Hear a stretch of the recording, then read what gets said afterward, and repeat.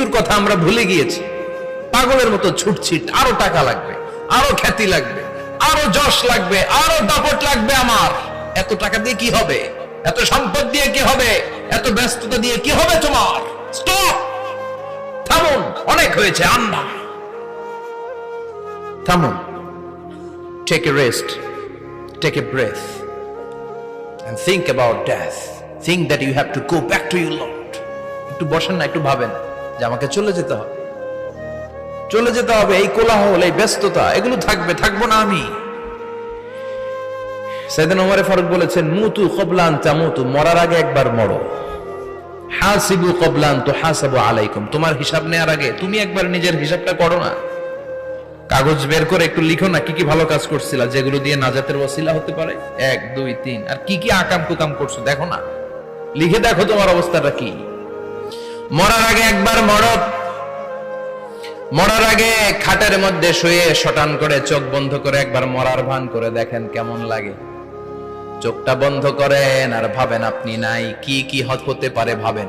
আপনার ছেলে মেয়েরা কান্না জুড়ে দিবে, আপনার প্রাণের স্ত্রী বিলাপ শুরু করে দিবে, বন্ধু বান্ধবের চিৎকার আর মাতম, স্থানীয় এলাকার মসজিদে ঘোষণা, অমুক এলাকার নিবাসী অমুক ভাই অমুকের ছেলে অমুক দুনিয়ায় নাই।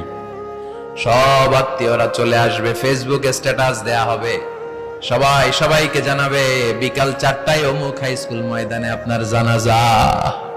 ছুটে আসবে, সবাই ছুটে আসবে আপনাকে শেষ বিদায় দিতে, গুড বাই জানানোর জন্য, আল ওয়াদা, বিদায় জানাতে আসবে সবাই।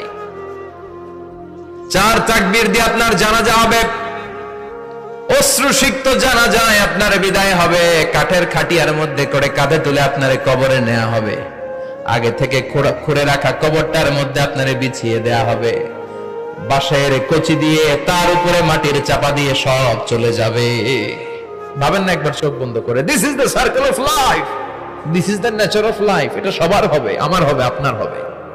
এত মায়া, এত ভালোবাসা কই যাবে? কেউ থাকবে না, সবাই আপনার অন্ধকার কবরে রেখে দিয়ে চলে আসবে। উপরে বাঁশের কঞ্চি, তার উপরে মাটির চাপা, অন্ধকার আর অন্ধকার। এই অন্ধকার যেন শেষ হতে চায় না, শুধুই অন্ধকার, ঠিক কিনা? এজন্য আমাদের চলে যেতে হবে। দাদা গেল, চাচা গেল, মামা গেল, আমাদেরকেও যেতে হবে। জোরে কোন ঠিক কিনা? একদিন মাটির ভেতরে হবে ঘরে মন আমার, কেন বন্ধ দালান ঘর, প্রাণ পাখি উড়ে যাবে পিঞ্জর ছেড়ে।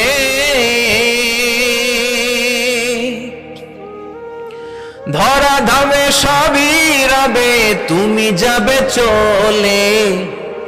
বন্ধু বান্ধব যত, মাতা পিতা যারা সুত, সবই হবে তোমার পরে। মন আমার কেন বন্ধ দালান ঘর, একদিন মাটির ভেতরে হবে ঘরে মন আমার, কেন বন্ধ দালান ঘর, ঠিক কিনা? সব করে থাকবে, চলে যেতে হবে আমাদেরকে। এজন্য আখিরাতের কথা যেন আমাদের স্মরণ হয়। বিশ্বনবী বলতেন, নাহাইতুকুম আন জিয়ারাতিল কুবুর, আমি তোমাদেরকে কবর জিয়ারত করতে আগে নিষেধ করতাম, কিন্তু এখন নিষেধাজ্ঞা প্রত্যাহার করে নিলাম। এখন সব সময় তোমরা কবরের সামনে যাবা আর জিয়ারত করবা।